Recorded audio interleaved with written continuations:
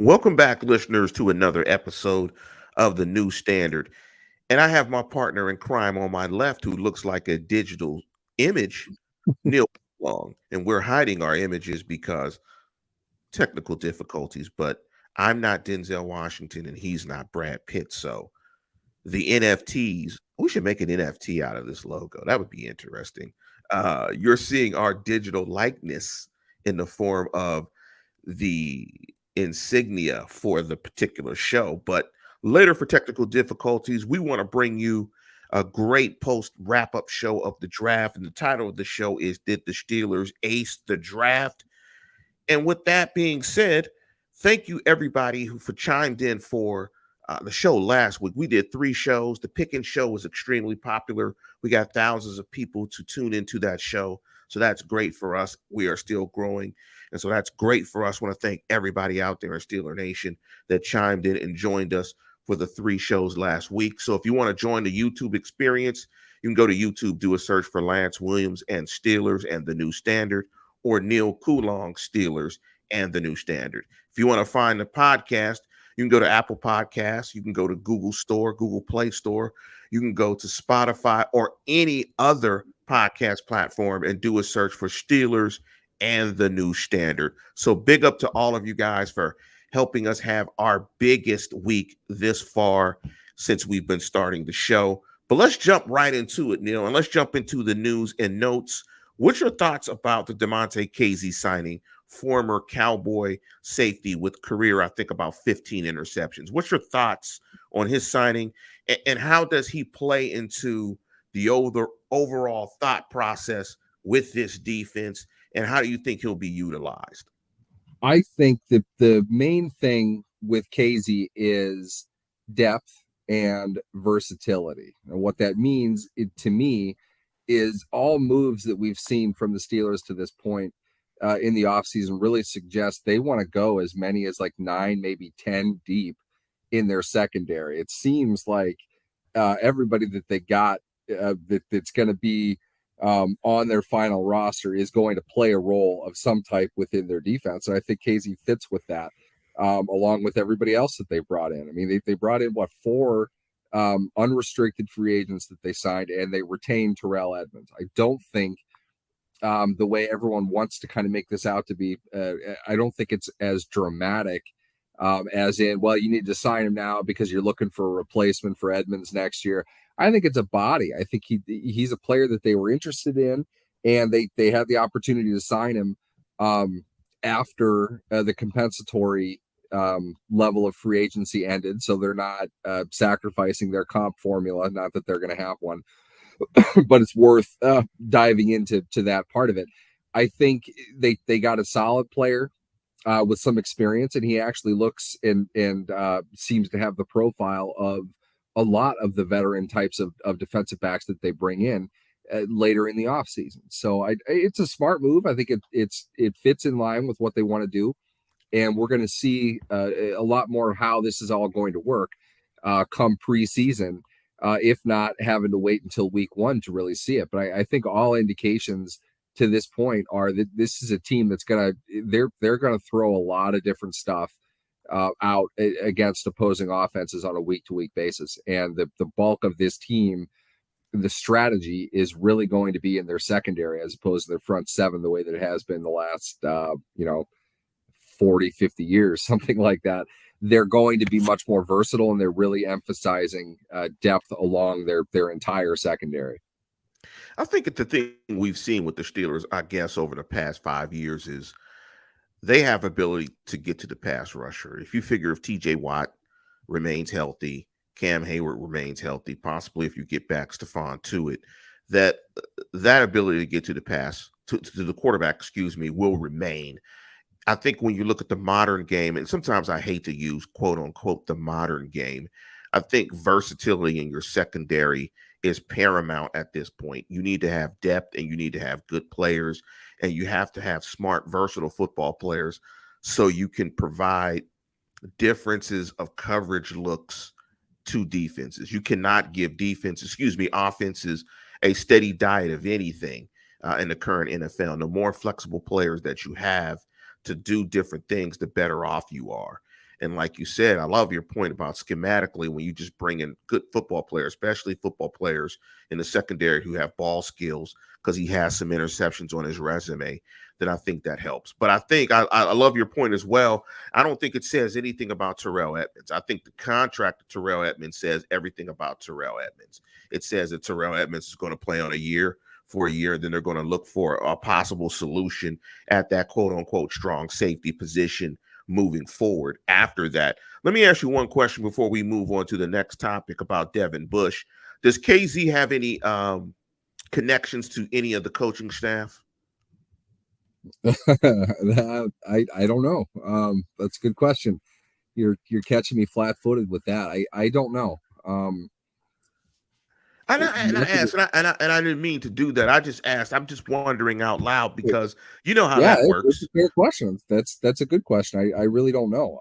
I don't know a whole lot about him as a player. I know that clearly he's not a highly sought after free agent, but we also know that any veteran defensive back of 4+ years in the NFL, especially this time of the year, if it's not affecting the team in terms of their compensatory formula and the value is right, they're going to get signed. You know, it's you need a lot of defensive backs in today's game. This is a topic we've covered a lot, Lance, over the months. It's hard to play in the secondary in today's NFL, and you need veterans. You need guys at a low cost because you need a lot of guys. I think it's more that than anything. I kind of thought the same thing of them signing Miles Killebrew last year. They retained him as well, more of a special teams guy. But again, veteran depth in the secondary gives them more versatility, more ability to run deeper into packages. If he's crossed paths with Terrell Austin before, or Terrell Austin, excuse me, I wouldn't know. But I think he, as a player, I think he fits a lot of what it seems like they want to do. With neither one of us are surprised that Devin Bush, that the fifth year option was declined. I mean, I think we both agree that he has not played to the level of getting paid potentially, 10 to $12 million on a 1 year contract. With that being said, we saw that the Steelers broke the mold with Edmonds in terms of bringing a player back on a 1 year contract that did not sign a fifth year option. Do you think that's on the table for Devin Bush, or Devin Bush's future with the Pittsburgh Steelers rests solely on how he performs this year? I think the answer to that can be both. You look at it like this. We talked extensively about Terrell Edmonds' option and how difficult it seemed like that would have been. He would have been right on the cusp in terms of market value for what he would have been scheduled to make with his career progression to date, which I think was, what did we say, 6.75 million, somewhere in there. The fact that they just signed Terrell Edmonds for 2.5 million, it really goes to show that the value and the marketability of that position is not nearly as high as we thought that it would be. And I can say this, if they're only valuing Terrell Edmonds at 2.5 million, maybe even a little bit of a leverage play on their part to get Edmonds in to kind of get him to play for a contract again. If that's the level of value that they put on him, I don't think you could put $18 an hour on Devin Bush. I mean, that was a pretty bad year. There's no doubt about Yeah. that. I mean, it's laughable to even think. Are they going to commit themselves to a guaranteed $10 million payday for Devin Bush next year? Absolutely not. There's no way you would do that. Now, that doesn't answer the question whether he would be in their long-term plans or not. So I would say this, that's going to be more up to Devin Bush. It's I'm not going to go aiming below the belt here or anything, but he was pretty bad last year. It was not above board play. It was not solid play. It wasn't mediocre play. He was bad. And that said, you have to worry about that as a team. And I also think, though, this team is looking to acquire and has acquired players to fill in if Devin Bush isn't going to pass the grade anymore. As you would say, pedigree uh, is an important factor in all of this. And I get the pedigree along with the capital that's been invested. They didn't just use one pick on Devin Bush. They moved up quite a bit and sacrificed quite a bit to acquire Devin Bush initially in the draft. He's not even coming close to living up to that. So you have to worry about having egg on your face. But at the same time, you've got a new general manager who I presumably is going to be in charge by the time they would make a decision on Devin Bush next year. So I think the grace period as far as his pedigree is over. He's going to have to earn his keep. I agree. And that said, too, it also means that, he has the opportunity to hit free agency. So if it really is his knee, if it really is that he didn't respond well to that, whatever it is that happened, and he goes out and he plays like an all-pro player, well, you've got the tag, you can tag him. I wouldn't consider that to be a bad loss. It's probably a net loss of like $3 million. I somewhere in there, I would say the cost of the tag versus what his option would have been. You'd be able to retain a player who'd be, theoretically worth that money. I'd say that's a win overall for the Steelers. So this is certainly the right move. If he plays like a $5 million player, I don't know if they would give him $5 million. That's kind of the tough thing right now. You've invested a ton in him as it is. Maybe he wants to start somewhere else. If you get a chance somewhere else, maybe it just isn't working for him. But also too, he's got a new linebackers coach. Maybe Brian Flores really connects with him. They do some great things together, and he boosts himself back up. I don't know. I mean, anything's really on the table. They'll give him a shot in camp, but I think the hook is going to be pretty fast this year. I don't disagree. And sometimes in life, the timing in terms of life sometimes always is not necessarily fair. Had he been injured earlier than this, the situation would be a lot different, right? He could have had a year before the year that they have to make the decision on the fifth-year option to play. So last year he played like a player that was injured, and he just got injured at the wrong time. And right now, I think his future with the Steelers is up in the air because I'm looking at the fifth-year option projections on Over the Cap, and they do a great job of breaking it down for the 2019 class. And you look at a Devin White, and they break it down in terms of basic play time, 1 Pro Bowl or more than 1 Pro Bowl, and they figure out what the option will be. And so for Devin White, who was drafted, I think the number 5 selection in that draft? 10. Okay, Devin White. No, Devin White. 5 or 6. Yeah, somewhere around there. I think he was 5. I think they have it in order as well because Kyler Murray was 1, Bosa was 2, Quinnen Williams was 3. So I think Devin White was 5th. So they break it down in terms of basic play time, 1 Pro Bowl, and greater than 1 Pro Bowl. And so play time is defined as these players will be eligible for a fifth-year base salary calculated from the average of the 3rd to 20th highest salaries at their position over the past 5 seasons, provided their snap counts are over the 3 seasons, meet one of the following criteria: 75% or greater in 2 of their first 3 seasons, an average of 75% or greater over all 3 seasons. Now, Devin Bush is not in that category. He's just in the basic category, which is players who do not meet any of the requirements below will be eligible for a 50-year base salary calculated from the average of the 3rd to 25th highest salaries. His 5th-year option would be, we're going to just round it up, would be $11 million. Devin White's, by comparison, would be 11.6. And so what we can see there is there's no way in the world, and I agree, there's no way in the world Devin Bush has earned $10.8 million on a 1-year contract. There might not be anything that he can do in 1 season alone, save become the best inside linebacker in football or a potential defensive player of the year, where they would consider anything close to that amount of money. The young man is in a bad position, but the only thing I think that works out for him is that the Steelers have a new precedent with Terrell Edmunds. We'll give you a smaller deal on a 1 year, approve it, and then we'll reassess when we get there. I think that is definitely in play for him, depending on how well he plays. But in terms of a contract, a multi-year contract, I think that's completely off the table for Devin Bush at this point.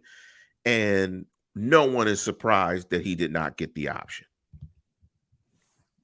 Yeah, I'd say that there's more of a case to argue of who would finish second behind Jarvis Jones is the most obvious declination of a fifth-year option, Devin Bush or Artie Burns.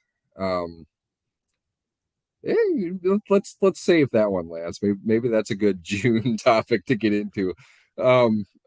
Bush, I think, did more than Burns did, but it's the money. I mean, 11 million for Devin Bush is laughable. I mean, I think It's Devin Bush had 11 absolutely tackles laughable. last year. I'm not sure why. Hey, to me, he's a minimum level player. I was big on him coming out of college. There's a lot of things that haven't happened. I'm not trying to write the guy's career off. There's somebody on Twitter who can't get over the fact that he doesn't have what this guy considers to be prototypical length for an outstanding defensive player, which seems really weird to me. But because of that, the guy won't give Devin Bush an inch. And it's like, okay, I mean, I get it. He probably should have been better than what he is, even if he's not the next Jack Lambert, you know. He probably should have done a lot more than he did pre-injury if we're talking $11 million for 1 year. He's not anywhere close to that. It's laughable. And I thought, if anything, the Steelers and Kevin Colbert were just being polite in not making the announcement to decline that option ahead of the deadline. I think they made that I think they made that decision, in all honesty, in November. I mean, it was that bad. Yeah. They're looking at the tape. They made that decision when they went out and got Miles Jack. I mean, they knew what they were going to do. They moved on to that point. It was yes. Look, I wish Devin Bush the best. I hope he does well. I hope that it really was just his knee, and it's something that he's fixed physically and mentally. I hope he goes out and plays really well. Even if he doesn't play in Pittsburgh, I hope he can get paid elsewhere. Like, you know, 99 times out of 100, I'm rooting for the guy to maximize his value and to get paid. I don't wish any ill harm for Devin Bush. I just mean, for the sake of the team that I'm following and covering, they need a lot better play, to put it mildly, for that level of money. And right now, he's not going to get more than a 1 year deal with anybody. He might get 2 because of the pedigree, but nobody's investing guaranteed money in that guy. Not today, that's for sure. And that's the whole thing about the performance pay pedigree formula, or the way that I think of it. It's fluid. Like, it's not static. Like performance pay pedigree, it all kind of flows on this continuum. At sometimes your pedigree helps you, your pay goes up, your performance alters. It kind of all flows on this continuum. And I'm looking at APY, and of course, APY is just one thing to look at. That's average per year in terms of salary. I'm looking at Roquan Smith at a 4.6 and Devin Bush at 4.7. And to your point, I think everybody in the National Football League would take Roquan Smith at 4.6 over Devin Bush at 4.7. And looking at some of these, Smith over Devin Bush in any amount for either one of them. Yes, absolutely. I can't find a point where I would value Bush over Smith. Yeah, there is none. Wow, and Tremaine Edmonds is making 3.1 on an APY. I mean, there's no, I mean, when there's no way. So it'll be interesting to see how this rounds, what this is when we're talking about this next year with Devin Bush. But one thing I wanted to comment on, what was your thoughts? I thought it was quite touching, seeing Kevin Colbert show the level of emotion that he did in his press conference. And I know we've all known for quite some time, famously, New Edition, is this the end girl? We all knew famously that, Kevin Colbert, his tenure as GM, quote unquote, for the Pittsburgh Steelers was coming to an end. But it really is coming to an end. And I thought it was awesome to see the emotion that he showed. You see the closeness and the connection between Tomlin and him. I thought it was awesome. And, seeing that, what's your thoughts on that? The emotion that he showed in the press conference and the genuineness, I think, of the two guys, as part of the pyramid of the structure that builds the Steelers. And how soon how soon are the Steelers, you think, in your opinion, going to make the decision of who's going to be the next GM? I'll say this. The times that I've spoken with and worked with Kevin Colbert, you legitimately get a sense that this is a guy that you're hanging out with. It's like, this is another dude in line somewhere, and he's a fun guy to have. Like, the type of guy that you'd like to be on a plane next to, sitting on a cross country flight. He's a great conversationalist, but he is just so incredibly down to earth. You wouldn't have the first idea of what he did for a living. I feel Kevin Colbert did that at an extraordinary level for a very a rare amount of time. There are general managers who have been and will be in their jobs longer than Colbert was with his. And there will be some who might have had more overall team success. But the fact that we could count on one hand the amount of people that fit both of those criteria, it goes to show truly how masterful of a job Kevin Colbert did as a general manager in the National Football League. He's a great guy. He's somebody that if you have a problem with him, you don't know who he is. You haven't met him. You haven't spoken to him. If you criticize his job, okay, I guarantee you he'll be the first person to criticize his job. He's done an extraordinary job, all things considered, certainly relative to his peers. The fact that he got emotional the way that he did, pretty much for the first time that we've ever seen publicly, it speaks volumes to the amount of work and effort he put into what he did, into his craft. And as you might recall, Lance, the part that he choked up at, he was talking about Dan Rooney, and he was talking about adding more Lombardis to the trophy room. That's always what Colbert preached. That's always what he spoke about. To a certain degree, Mike Tomlin had that mentality, but he was reflecting Colbert's mentality as well. That was not just purely Mike Tomlin. When I walk down the hall every morning, I don't walk past Russian championships. I walk past Lombardis. That's a Colbert line. That's the way that he is. He's a team first guy, and he is a phenomenal leader, manager. The Steelers are going to miss him regardless of who they hire. He doesn't even have big shoes to fill. It's just impossible to fill them. That said, go ahead. That'll be a significant loss for the Steelers to some degree. Saying all of this, I would think a better move for them would be to make an internal hire, somebody who is a part of that culture, or hint, hint, Lance, somebody who's been a part of that culture before and perhaps got more experience elsewhere, but is looking to kind of, swing on back to the nest. Is your hint my hint that I gave you a few weeks ago? Yeah, I think at the same time, Doug Whaley is just as qualified a candidate as anybody else who's on that list.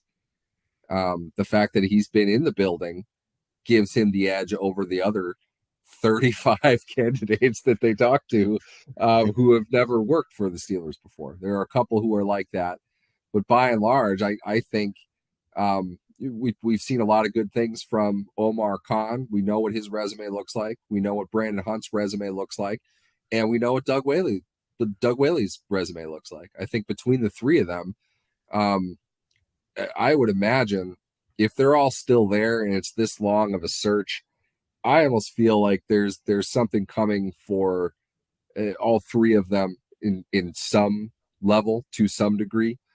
And I think Whaley makes just as much sense as the other ones do. I wouldn't be surprised if he is the guy. I'll say this from, working in corporate America for years. It is very hard to teach culture. And if you can hire someone that is highly competent that you don't have to teach your culture to, you do that because, that cultural translation can be very difficult. Last word on Colbert, Hall of Famer? No, but that's not because of Colbert. They don't put general managers in the Hall of Fame. Not as contributors, not at all.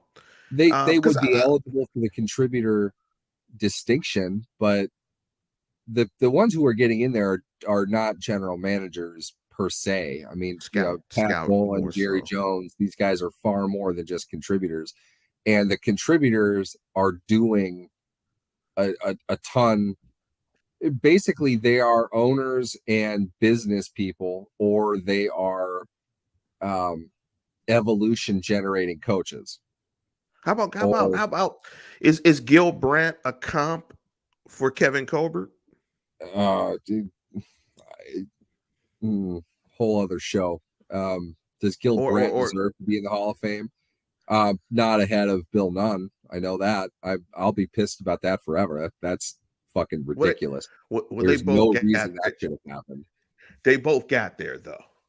They both got there, but it looks to me like they put Nunn in because of the sheer unadulterated backlash people like myself gave the Hall of Fame in writing after that, simply because what did Gil Brandt do?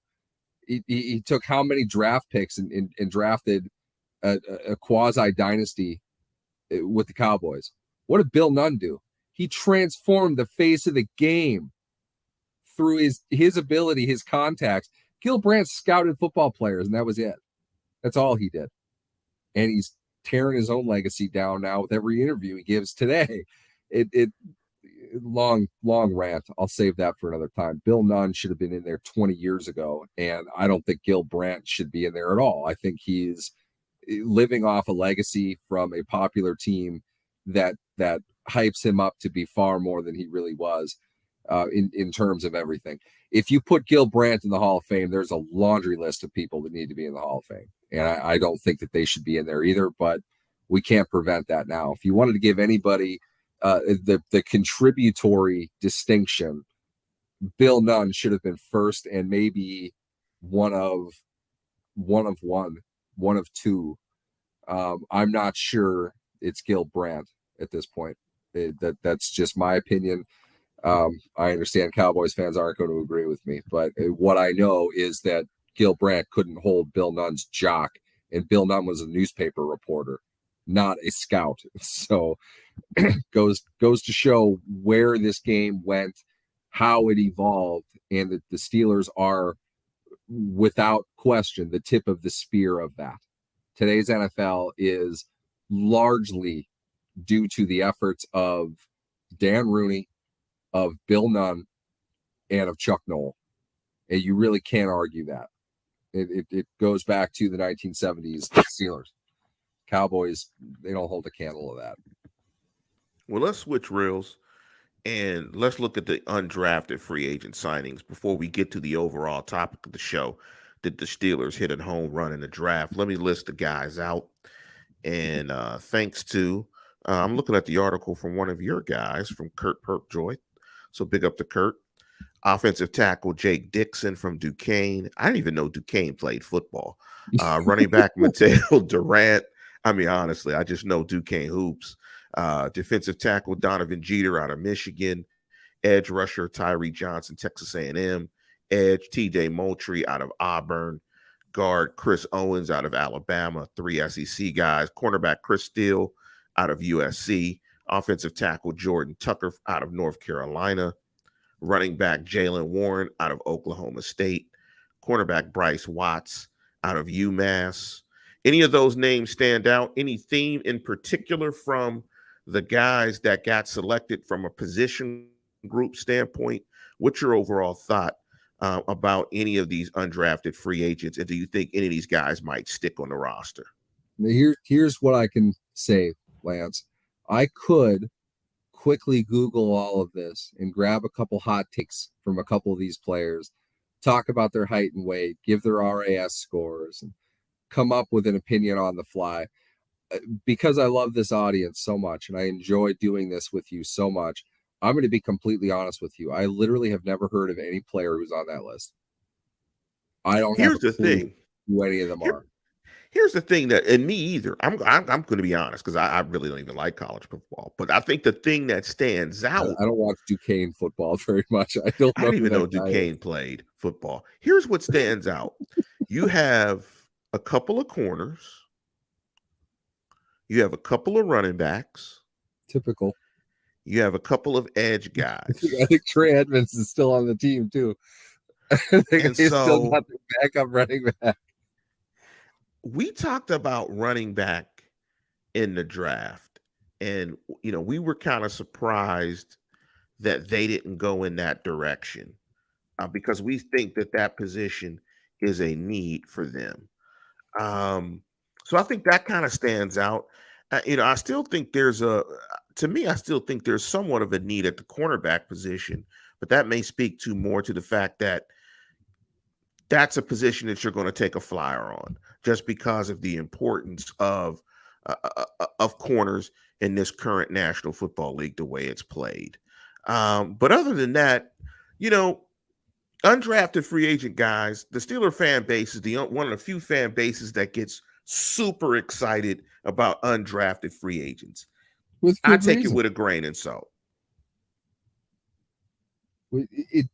Steelers fans, considering we just saw Donnie Shell get inducted finally into the Pro Football Hall of Fame, undrafted free agent. James Harrison became the first defensive player to win Defensive Player of the Year after having not been drafted. And I would argue that James Harrison, while he's not going to end up in the Hall of Fame, I certainly think he deserves a conversation. A very underrated, talented player. Willie Parker was, he set a Super Bowl record. He led the team in rushing 3 straight years. He was a Pro Bowl player. These are undrafted guys that have excelled in Pittsburgh, a team that weaponized the undrafted free agents before it became kind of standard in the league. I think, and yet another rant for another day, but the strong advances within technology, the tech sphere as far as athletics goes, has brought about far more eligible and potentially talented players from around the country that 20 years ago, 25 years ago, probably didn't get seen as much. You remember when Steve McNair was a huge deal that he was having the career that he was having at Alcorn State. He was a top 5 draft pick. Trey Lance, baby. Trey Lance played 1 year at North Dakota State and was the 3rd overall pick, and the focal point of a gigantic trade in order to be acquired. These players weren't heard of before. And I think now, because there are so many of them, and there have been for a while, it's gone up, but it's still significant, the amount of undrafted players who make rosters, their rookie seasons. It really goes to show that there is a much more capitalistic version of the draft that goes on that produces talent, and that there is something fun and exciting about that. Right now, looking over the list, it looks very, very familiar as far as the types of undrafted free agents the Steelers usually sign. They get a couple offensive linemen and a couple cornerbacks, developmental positions from their perspective that they have had a pretty surprisingly high amount of success in doing. Cornerbacks and tackles they've found in undrafted free agency. If they're willing to make the investment in them, that tends to be, at least in the shortened practice squad roster days, that tended to be about a third to a quarter to a third of their practice squad were tackles and cornerbacks. Running back is another position I think that they want to address at that level, just to develop somebody to have them aware of the playbook and ready to go. I just don't happen to know who these guys are now. And I will caution everybody in saying there will be 4 times as many undrafted free agents that come in and out of this team between now and the end of August. So let's not act like just because they signed right away, this means something. A couple of them will probably get cut this weekend after rookie minicamp. So, it means wait and see. We'll see what happens. Yeah, it means wait and see. But I need your Neil Stradamus to put your Neil Stradamus hat on. And this is what we all came to listen to the program about. Did the Steelers ace the draft? And so I have a couple of sub questions. But before I ask you these questions, let me list the guys out in round 1. Pick 20, Kenny Pickett out of Pittsburgh. Round 2, pick 52, George Pickens. And the meme of George Pickens looking at his TV is hilarious. I didn't think that was real. I didn't think that was real, and it turns out it is. Round 3, it turns out it is. Pick 84, DeMarvin Lill. Round 4, pick 138, Calvin Austin, the third wide receiver out of Memphis, and Lill is a defensive end out of Texas A&M. Round 6, pick number 208. Another brother reunites with a brother on a Pittsburgh Steelers tight end fullback out of Michigan State, Connor Haywood. In round 7, pick 225, linebacker Mark Robinson out of Mississippi. In round 7, pick 241, Chris Oladuken out of South Dakota State. And I'm sure I did not pronounce his last name correctly. Oladuken. I apologize. Oladuken. Exactly. Okay, I'm wondering if he's Nigerian. Do you know if he's Nigerian or not? I'm not sure. No, I don't think so. He certainly isn't first generation if he is. Okay. I know him because he happened to play at, among other schools, South Dakota State, one arch rival of defending national champion North Dakota State. Oh, brother. And we shut his butt down pretty good when they somehow beat us this past year. So there you go. Bison. I like him and don't like him at the same time. Overall thoughts of the class. When I look at the class, we've talked about offense, lack of playmakers. You look at this class, 7 picks, you get a quarterback, you get a big wide receiver, you get a fast, shifty slot receiver in Calvin Austin, you get another offensive player in round 6 in Hayward, and you get another offensive player in round 7. I think the Steelers were thinking like we were, that this was a draft in which they needed to fill the cupboards with some offensive players. What's your overall thoughts just in general of this class, sort of from a 60,000 foot perspective? I'm glad they noticed the slight issues that they had in terms of playmakers, the complete lack thereof. I thought they addressed really what I expected them to address. It's hard. This is a whole topic in and of itself, Lance. You posed this question recently at some point this week. How do you develop a grade? How do you give a grade? In the line of work that I'm in, which is really content creation, blogging, aggregation reporting, in that world, we give a grade because it's entertaining and people want to get something of a sense of excitement or foreboding for a team based on the results of the biggest event of the NFL calendar. The draft is by far the biggest thing. We give grades not because they're accurate. We give grades based on what we think the team should have done and how we feel a group of players fits into what we feel those needs are. It's not a task that should be taken literally. I think people make far bigger of a deal trying to squash the idea in the invalidation of grades than actually just taking it for what it is. It's very easy to be pretty cavalier and admit your weaknesses. I don't know what they're going to be like in 3 years. You That's sound not like the me. point. Okay. They're That's giving not a point. grade on the That's not draft, point. meaning Yes. to me, did the players that they select fill the needs that I see that they have now, that they'll have next year and they'll have in 3 years? It seems to me like quarterback fits that bill pretty well with the Steelers, right? Kenny Pickett, not somebody that, the most trusted draft people that I know are not big on Kenny Pickett. I don't necessarily agree with that, but I can certainly see why they aren't all that big on him. The fact remains, Mitchell Trubisky is your quarterback. You needed another quarterback. You're drafting at 20 overall, not 2. Okay.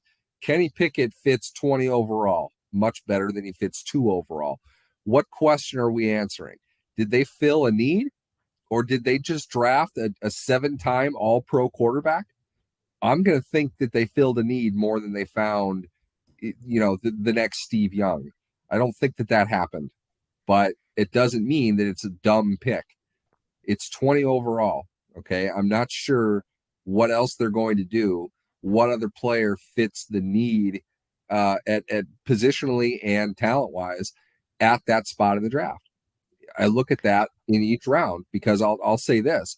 I think anybody knows if George Pickens doesn't haul off and beat the hell out of his opponent during a bowl game, if he isn't sort of a kind of a hothead a little bit, if these character concerns aren't pretty obvious, that dude's a first round pick, and don't even try to tell me that he's not. I don't think he should have made it to 52. An incredible talent. I don't know how you don't call that an A. Let's hope that he doesn't beat the hell out of Cam Sutton or something during practice. But by and large, it's a great pick. I'm okay with that in the second round. If it doesn't work, it doesn't work. But that kind of talent, you need to find a way to get that on the field working properly. Different subject. We can get into that at a different time. The one I really like is Calvin Austin, though. That kid's going to play. He's good. He's really quick off the line. He's got great body control. He might end up being better than Pickens. I think they absolutely hit a home run with him in the 4th round of all places. I didn't get that feeling when I looked at McFarland, a running back out of the 4th round, allegedly a playmaker who just doesn't play for whatever reason for the Steelers. Austin can play pretty early into his career. He's got the explosive ability to create plays on his own. I happened to get into an interesting, lively conversation with Robert Griffin III on Twitter as he continues his apologist tour for Hollywood Brown, all the excuses that guy has of why he doesn't go out and make plays. I watched somebody like Calvin Austin, who I'm not at all suggesting is Hollywood Brown or anything like that, but this is a guy who catches the ball and simply evades tacklers. He makes plays with the ball in his hand. Hollywood Brown doesn't do that. Hollywood Brown has the catch radius of a Nerf ball, and he isn't physical in the least. Okay? I don't want that guy inside. I don't want that guy outside. I watch a guy like Austin. That dude, he's a football player. I love that kid. Well, He's Neil, going to be fun to watch. you couldn't be more tough on Hollywood Brown than Steve Smith was on the NFL Network. And Oh, it was thank God. It was Thank God. I didn't see that. Send me that absolutely clip, please. hilarious. Send me that clip, please. He just said God, flat out, Hollywood Brown was not about that action. Hollywood Brown is, I'll say this on the record, Lance. Hollywood Brown is legitimately one of the biggest pansies in the NFL. I wouldn't give that guy $18 an hour. And Robert Griffin, I'll send you the thread of the conversation. The amount of apologizing and excuse making that he was making for him, it's like, this is embarrassing, dude. I know that you're speaking to him directly. He's filling you with all this nonsense. I don't care what your excuses are about the quality of targets or any junk like that. The dude got the ball 146 times last year, and he dropped more passes than he caught for touchdowns. It's really hard to get past that. He's gutless. If Arizona is leveraged in that they get 2 relatively cheap years out of him, and their quarterback is pissed because they haven't given him an extension yet, they were bros in college, fine. fine. I get it. But Baltimore had to be beside themselves that somebody was giving them a first-round pick for him. Unbelievable. Yeah, I don't want to make this too much about Hollywood Brown, but I will say this. I was that guy that really, just really just destroyed draft grades. But what I will say is this. I think when you introduce the element of time points, when you're looking at drafts, I think you can do it in a way that makes sense and is fair. So time points just meaning what are you going to look at a draft class as the first time point when they get drafted? Apply a next time point, year 3. Apply another time point, possibly year 4 or year 5 at the end of the draft class, and then you can grade the draft fairly at each of the time points. Right now, at this first time point, it's absolutely about needs. They have addressed several glaring needs on their football team with the selection of Pickett and the wide receivers. The picks that are interesting to me is the round 7 pick. They said that they wanted to have another quarterback in there, possibly 4, but definitely 3. And the Hayward pick is interesting as well. I like Hayward as a football player. I watched a little bit of Michigan State stuff. I think Hayward is a versatile player who will have a role on this team. Do you think, looking at this class, who makes it, who gets cut, who's a camp body, in your opinion? Oh man, I it's so hard to tell. Well, absolutely, but we're going to just openly speculate like everyone else is. Fair point. Typically, you see the highest drafted guy cut typically in the 4th round. I don't think the Steelers are cutting their 4th round pick. I really, really like him, and I think they're even surprised he lasted until the 4th round. Beyond that, I think the linebacker is going to have a real tough time making that team. Will they get him in the 7th, or was he the other 6th? 6th. Yeah, I don't think he's going to make it. He's simply not big enough. I think you draft him, you hope that you can get him to clear waivers. Basically what did not happen with Quincy Roche last year. So they could get him back on the practice squad and maybe he contributes a little bit, but he's got some size issues he's going to have to overcome. I don't think he's going to make it. I think I got in an argument with people about this as well. The support for Derek Watt is pretty remarkably strong among his fan base. They didn't draft Connor Haywood to keep Watt and Hayward on this team. Okay. Absolutely Watt is not making the team. Drafting of Hayward really just means that Derek Watt is going through training camp to audition for another job somewhere else. They're not keeping both of them. Hayward's a nice player. There are a lot of things that you have to like about him. I think he's got a lot more offensive versatility than Watt does. You hope that he can be a special teams contributor as well. I don't see why he couldn't. He's a good athlete. He's a smart player. They used him a lot of different ways at Michigan State. I really like what they did with him from a coaching standpoint. You can see why. He's a good athlete. If he had the size of his brother, I'm sure he'd be, as highly regarded as Cam was coming out. But Connor can play. I could see them wanting him to be on their initial 53 going into the season. But like last year, we talked about this last year as well, Lance. This team isn't deep enough to cut a whole lot of their draft picks. I don't think it's as dire as it was last year that a lot of these guys play a ton of snaps, but you're going to see time from all of them. I think the rookies are going to get on the field again a little bit more than historically has been normal for them.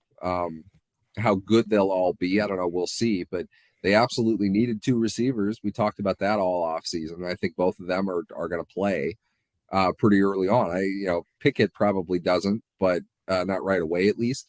He might get a shot. He might, an opportunity might come up. We'll see how camp goes. I'd imagine that Pickett will be the 3rd string guy, but that's not bad for a quarterback in my opinion. It's a long-term investment. you're hoping that he is able and ready to start next season. But Absolutely. yeah, I think they get past Hayward as far as their draft picks that make the team. I think up to that point, those guys are all pretty set. So my draft grade, looking at this draft, I'm just gonna punk out and just put it at a B. I'm gonna punk out and put it at a B. I think they addressed needs that they have on their football team for the first 5 picks. I think the first 5 picks address some needs that they have. So I'm going to give it an overall a B. The reason why I'm not giving it a B plus or higher, because I think there is one glaring need that they have. And maybe the 3rd round pick addresses that if they stand him up. I think the Steelers have a significant issue, and I want to get your thoughts on this statement that I make, as well as give me your grade. I think they have a significant issue in terms of depth at the outside linebacker position. And so I thought that they might try to address that. Maybe Lil is that guy, but because I don't know about Lil too much, I'm just going to give them a B overall. Maybe Lil is a guy that can provide quality depth at an outside linebacker position if they are able to stand him up. So I'm going to give them a B. I still have an issue with the fact that they have a glaring need at the outside linebacker position. What's your grade and what's your thought on my statement about the outside linebacker position? Well, Leal is an internal. His highest and best is going to be a situational internal pass rusher. He's not going to be a stand-up outside line. I wouldn't think anyway. Yeah, more likely not. That's just my guess. I like him as a situational player. I think he's a real interesting fit, and this is the right kind of defense to bring out his highest and best, probably on a low snap count. Maybe not even in year one, but there's a lot to like about DeMarvin Leal. I think he's going to be an interesting addition over the next couple of years here. As far as outside linebacker goes, they signed Gernard Avery. That was largely in place to bolster depth behind TJ Watt and Alex Highsmith. There's not really a reason to think that they want to put those two on the field less.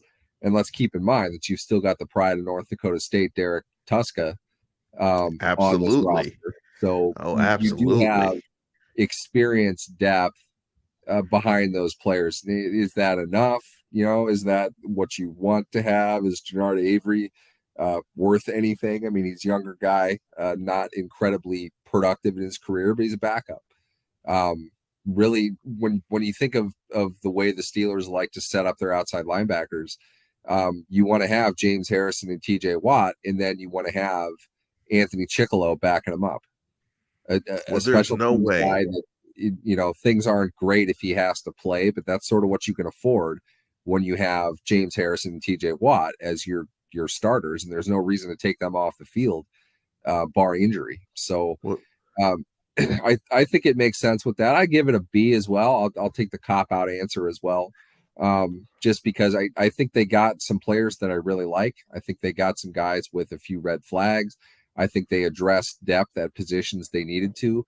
It was solid all around, and the ceiling of which might not be quite high, but the floor is pretty high, and I think that makes for kind of a B draft. I don't think that they got away with grand larceny as far as any of the players that they picked up. I think they took quality players for the rounds that they're at. Obviously, we'll see, but they addressed the right needs, in my opinion. And I think they got pretty decent players. I'd say it's a B. B drafts, a history of B drafts, and you mix in a franchise quarterback will make you Kevin Colbert. Exactly. So, and they know that. They play the formula to a T. That's really what they did here. And I think they did the same thing last year. We talked about that as well. And the draft becomes an A if you look at the second time point that I applied of year 3. If Kenny Pickett becomes what you want Kenny Pickett to be, then all of a sudden finding your next quarterback elevates that draft class at that time point into an A, in my opinion. If you can identify the quarterback, even if none of the other players pan out, if you identify the quarterback in that draft and you get a guy that's your general, so to speak, for the next 7 to 8 years, then by golly, that draft is an A at that point. And it's all, is coupled by winning and losing. Of course, you want to win football games, and that's always going to factor in as well. But Neil, I thought it was a solid show. You guys got anything that you want listeners to tune into on the Wire Network? Anything post draft that you guys got going? We're working on internal stuff, kind of getting set up for the season, but we'll mess around quite a bit. The schedule coming out is always kind of fun, sort of a tongue-in-cheek amount of work that has to go into the schedule release, and the NFL certainly likes to. Oh, I love the schedule show. I love the schedule show, and this schedule show is going to be interesting. I'm gonna just tell you guys already. Y'all gonna be mad at me during the scheduling show. You guys are gonna be real pissed off because we do it Thursday night. It's gonna drop Thursday night. It's gonna drop this Thursday. So yeah, maybe we'll do it live. We'll try to work that in. Maybe we'll do it live because my formula is pretty simple, and I'll tease. I won't tease it. I'll just leave it hanging. Pause. A bunch of pauses after all that. So you guys can figure out what my biggest criteria pause for picking out the draft. But with that, we're going to go ahead and conclude the program. Want to apologize for not being able to see our beautiful mugs, but you'll be okay. And also, before we get out of here, want to wish a happy Mother's Day to my mom, to my beautiful wife, and to all the moms out there. And with that, we are going to go ahead and conclude the program. And as always, tune in, tell a friend.